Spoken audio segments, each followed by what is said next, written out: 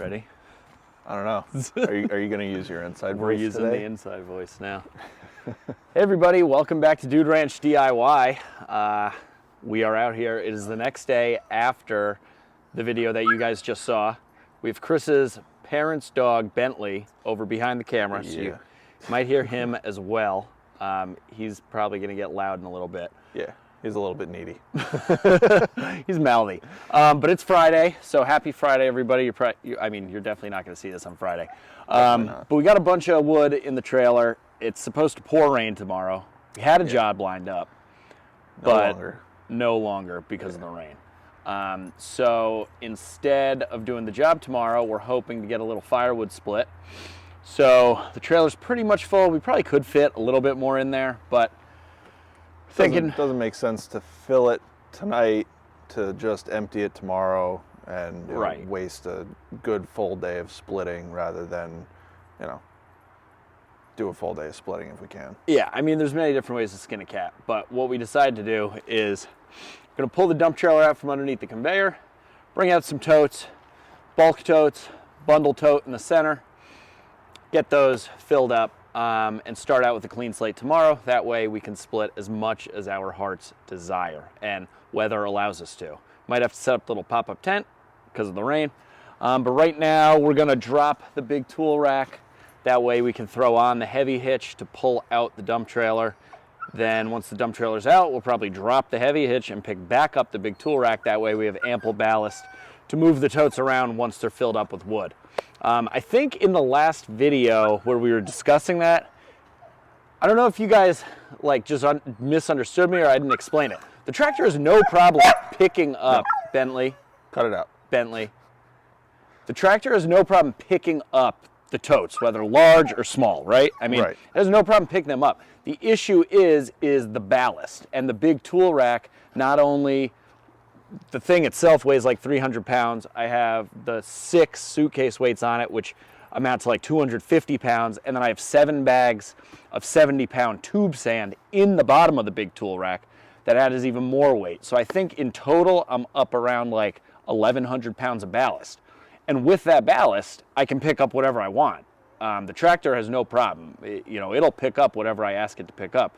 The limiting factor is the ballast on the back. So that's why the heavy hitch with just the 6 suitcase weights wasn't enough ballast for me to move around the totes, the full totes. So that's that. We're gonna pull out the trailer and we're gonna get stacking here. So hope you guys enjoy. The other thing is hopefully these microphones are working better than the first time.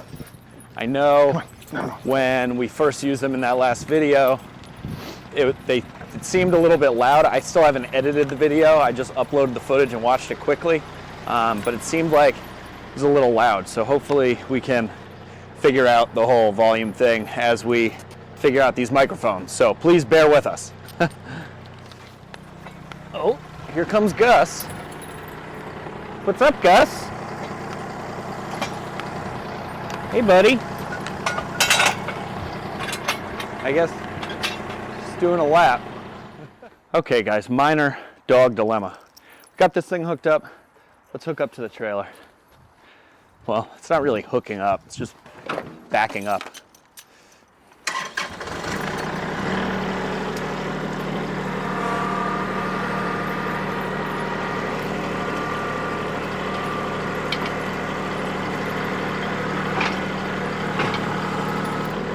There we go.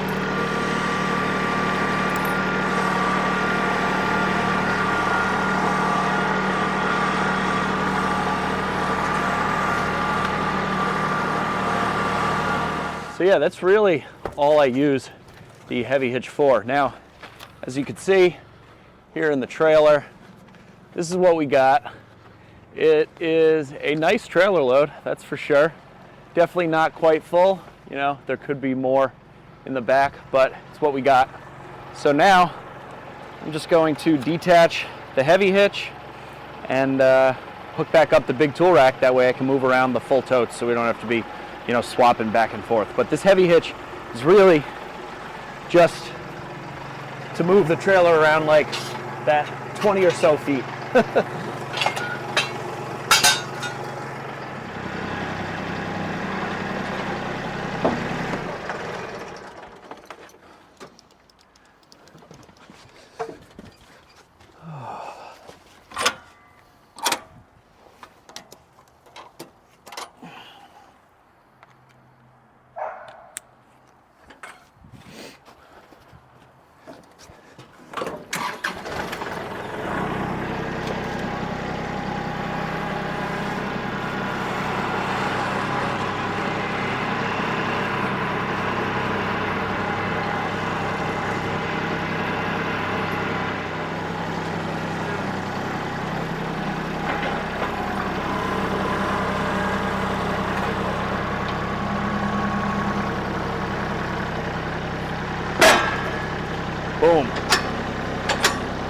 All right.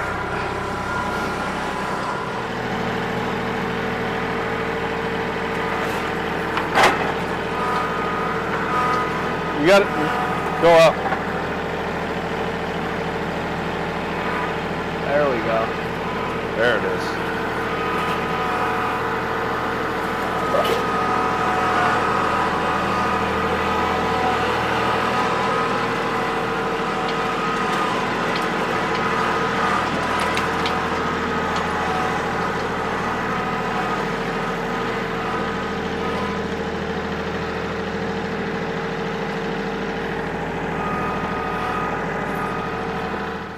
Okay guys, so hopefully you can hear both Chris and I all right, but basically got a tote here in the center for a bundle. It's barkless, you know, smaller splits, square pieces. Boneless, skinless.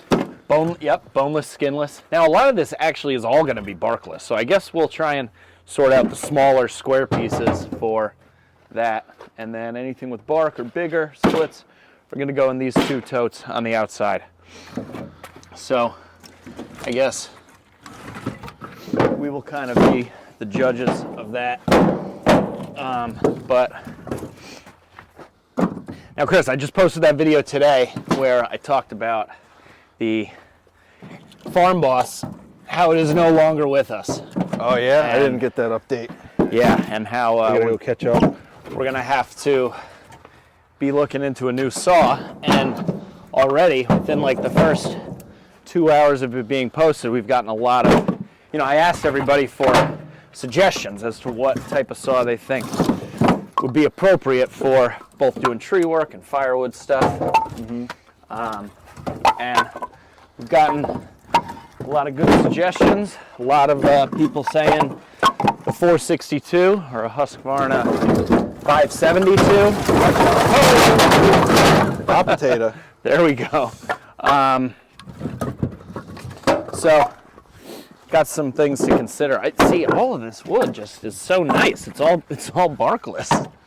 That's all right. More bundle wood, the better. Yeah, I guess more bundles. They're selling like hotcakes from the stand. They're doing good. On the way home, Sarah sent me a picture of a lady out there buying bundles. So that was good. She paid with Venmo. Perfect. So, instant. So what do you think as far as a saw goes? What kind of saw do you think I should be looking into getting for both tree work and firewood, knowing, you know, nobody knows better than you what kind of saw we need. Lord knows you're the one doing most of the cutting, so what kind of saw do you want? Oh, what saw do I want? Well, within reason now. It's hard to say. Like if you're, there's two totally different applications in that same question. So you're looking for tree work and you're looking for firewood. In tree work, you kind of want the ballsiest saw possible to kind of rip through the wood fast and get you out and off of the job. And you're not going to really be holding on to the saw for all that long, so weight doesn't really matter if you're on the ground. Right. But here, like for me, just running through, cutting up logs into rounds and then moving the rounds, I think a lighter saw would be optimal, but you're not going to get the same kind of power out of a smaller saw as you would a larger saw. So I think the term you're looking for is power to weight ratio. Yeah, that's so a good power to weight ratio. I love when you carry my brain around. What's that? I love when you carry my brain around. So power to weight ratio, yeah, I would definitely agree. That is an important thing. Power, just in general, as you know, the 362 is my biggest saw at the moment, which, in the grand scheme of things, isn't all that big of a saw. Yeah, I mean, it's pretty lightweight. I feel like that saw rips through firewood pretty quickly when it's got a nice edge on it. It does, and I think that's like a 63cc saw, something like that. So I think we can keep running that as a firewood saw, and then maybe look more towards tree work saw for replacing the farm boss. Yeah, but I mean, I think the kind of saw that we would mostly use on tree work and swap out with the 362 when it's needed. Right. I mean, the 362 is getting old. It's getting tired. It has, I mean, it runs good motor-wise, but screws are stripped out. I keep battling with the exhaust on it, the dogs on it. So, now people were saying the MS400 is a good saw, and then obviously a lot of people were suggesting the 500i. Now, I will be honest with you guys. I went and priced out a 500i, and the guy gave me a pretty good deal. Basically, I could get the 500i with a 25-inch light bar, and he was going to give it to me. He knows me, and he knows that we do commercial work, and he was going to give it to me for the same price as a 462 when they come in. He said he has 7 on order. They've been trickling in, about once, or his orders come in like every other month or so. So yeah, that's been a hot saw. Everybody's talking about that. Yeah, a couple people said that there were some places around Connecticut that they know of that actually had them, which is great, but I don't really want to travel too far to go buy a saw because I want that good customer service. I feel like if you go buy a saw somewhere else and then you bring it to your local place to get it serviced or something, they're kind of like, well, what the hell? Why didn't you buy it here? Right. So I'm willing to wait. I'm in no rush. And thank you to everybody that suggested those places. But the 500i for that price, I think that saw has power to weight ratio written all over it. Yeah. I haven't really done much research on the 500i. I just know a lot of people are trying to get their hands on. I think there's a lot of fanboys out there that love them. Yeah. And I, by no means, am trying to just follow the pack. And the one big thing for me is if I'm going to be investing that kind of money into a saw, I kind of like a little bit longer of a track record to see it prove itself. Like they've been out, I think, for like a year and a half, maybe 2 years. So that's something that kind of worries me. Whereas the 462, is obviously just a newer 461, which is a very proven saw. Has quite the proven track record. So yeah, it's a little bit older of a saw, but I love my 441C. Right. That's been a great saw. A ton of power, decent weight. It does get on the heavy side when you're talking about climbing a tree with it. Right. But it's not crazy. Well, yeah. I mean, I don't think. I mean, the times that we have to climb with a saw like a 461 or a 500i, say if we were to get that, or a Husky 572, those are pretty limited. Right. Few and far between. Usually it's only for a couple cuts. So climbing doesn't have me too worried, but it would be nice to have a nice saw to just be able to rip through firewood around. So all things to consider. I'm trying to think if there's anything. Oh, I've been getting a lot of questions lately. Like in the last week or so, I've gotten like 3 emails regarding the trailer and this log arch and the winch and everything and how I built it. Even when we picked up that wood from your buddy in the last video. Right. He commented on it. Yeah, his son was commenting on the craftsmanship behind it. And for those of you that might be new to the channel, I used to use this whole log arch quite often before I bought the tractor. But ever since buying the tractor, we load logs with the Grapple in the tractor. So that's obviously a lot easier than using the winch, and it's a lot faster, that's for sure. But this thing I built with my buddy. Well, my buddy fabricated it. I had an idea, and he put it, into reality. This is the 3rd iteration of it. The first 2 broke after quite a bit of use, but this is the biggest, beefiest version, and it hasn't even come close to breaking. And then as far as the winch goes, moved some big wood with this too. We've you helped me rip a stump out of the ground. It's moved some very, very big, sizable pieces. Mostly I used to use it to bring logs to our buddy's mill, and he would mill it up. Logs that log trucks couldn't really pick up whole, or it was in areas where log trucks couldn't easily access, but I could, you know, snake in the pickup truck and the trailer. So yeah, the log arch is great. I do have some videos. I think one of them was like video number 50, where I kind of talk about all the modifications I made to it.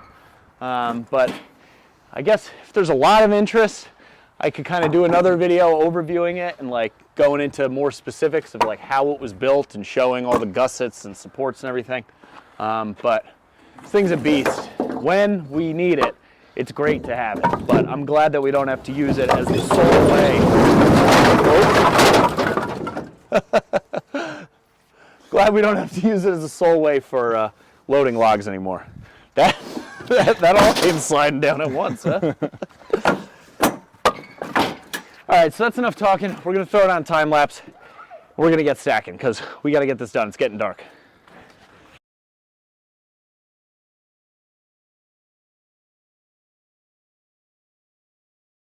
Okay, guys, so we were stacking this up, and it just sounds so dry. So, got the old general moisture meter out here. Now this stuff was split yesterday, so it's not like it's been baking in the sun where the outside is like, you know, whatever. It's a nice centerpiece, no bark. Let's see what we got. Well, okay, it's higher. So we're right at like 25% on that. This is ash. Let's get an outside piece, see what that is. Again, 25. And there was some maple in there. You see any maple? Tulip? Oh, we got some tulip or poplar for those of you down south. Oh, that broke the moisture meter. That's at like 40 something. So this stuff does not go in the bundle. But there was some sugar maple. I think this looks like some sugar maple. Taste it.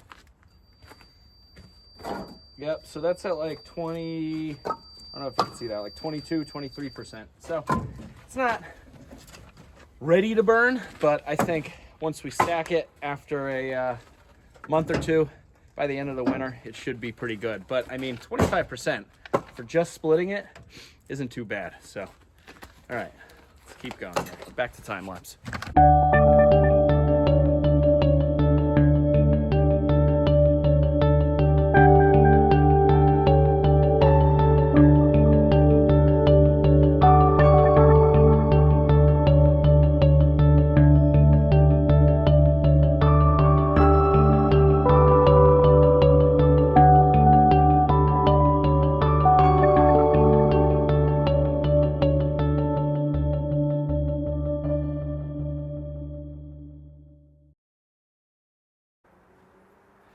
Well, guys, that's it. You can see we got all the lights on over here. We got the lights on the trailer. We got the big tool rack lights. I honestly forgot about the lights on the trailer. I was saying to Chris, they're pretty darn bright, and because they're LED, they barely, you know, draw much power. So, what was the final consensus here? You can't even see it. You're just, there we go. We got out of that nearly full trailer, we got 2 large and a small tote. Yeah, because we started out with 2 totes kind of like this. And again, the trailer wasn't like heaping up over the sides. It was pretty much even with the sides, and it was missing a whole bunch in the back. Because when I fill up this trailer, sloping down to the back gates so that it doesn't fall out, and then even with the sideboards, I can fit in 6 totes, which is basically, you know, like 2 cords. So that's that. What's up, Bentley? How you doing, buddy? What is he again, Chris? An Airedale Terrier. Airedale Terrier. Hi, buddy. Yes. Hello. He's a terror, all right. He's a terror, all right. So yeah, that's pretty much it. So this was kind of a different video. I know we did a whole bunch of talking in the beginning and then kind of sped things up, but I think you can see us in all these lights. I don't know, honestly. but here, now we're over here. Yeah, over here. So but he's not. He's mad about it. Yeah, Bentley is a little pissed off about that. So we'll wrap it up. But yeah, basically we were doing the talking because one, there are some questions that have been getting asked pretty frequently, and I wanted to immediately touch on all the feedback that you guys gave when I asked the question regarding what saw you think I should get. So I'm sure I'm going to get a whole bunch more comments because, like I said, just posted that video a couple hours ago. Somebody might be able to ask is Brad from Firewood at the Furnace. Yeah, he just recently got a 500i. He just got the 500i. I know Shaib has a 500i. I know Dan over at Back 40. So if any of you guys are watching, let me know if you think a 500i would be a good option. Because, like I said, I can get a pretty good deal on it. Basically, I can get the saw with the light bar and everything out the door, $1,400. So I think that's a pretty good deal. Everywhere I've seen elsewhere is advertising them for like $1,570 or something, and I'm not sure if that includes the light bar, not sure if that includes tax and everything, but out the door I could pretty much get $1,400. So that might be the route that I go. There is a Husqvarna dealer down, well, not down the road. It's probably like 25 minutes away. This dealer where I could get the 500i is like strictly Stihl. Strictly Stihl, but they're like 4 minutes away. And I really like the guy. We have some, old time friends in common. So yeah. But anyway, we did a lot of talking because I wanted to test out these microphones again in a more, controlled environment rather than splitting wood or something, talking over the machines, trying to figure these puppies out. So that's it. Again, Jack over at RTB Firewood, using your koozie, buddy. Where's yours? It's at home. It's at, okay, well, he's been using it at home as well. So thank you again for that. But yeah, so any questions, comments, or feedback, throw it down in that comment section. If you like the video, give it a big thumbs up.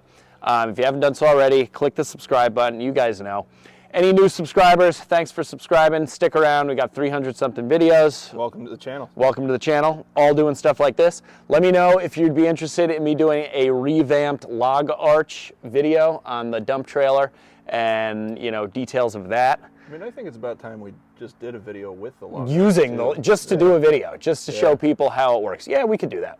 I mean, it is pretty cool to watch it work. It is pretty cool. It's impressive. It's a little unassuming, you wouldn't think you'd be able to move as much as you can or full log lengths, but yeah, once it's hooked up, it's pretty much push the button and load up. Let's put it this way. There hasn't been anything that we haven't been able to load. Chris and I got pretty good at it for a while. We were doing it a lot, but yeah. The biggest log that I've moved was a 9,000-pound sugar maple trunk. And that was a big one. That was what broke the second iteration before we totally revamped it to this iteration. Nothing has even come close to breaking this puppy. Like, it doesn't even flex. The other ones would flex and you could see it kind of moving. This one doesn't budge. So yeah, maybe look forward to that. We'll do a log arch video. We just got to find some logs, like, I don't know, on the side of the road or something and go pull out of a ditch. But we passed all those on the way home from work today. I was drooling at those puppies. Anyway, okay, thanks for watching. We already said all the stuff. Push the buttons, whatever. We'll see you on the next one. Subscribe. I'm Jake. I'm Chris. This is Dude Ranch DIY. Thanks so much for watching. We'll see you here next.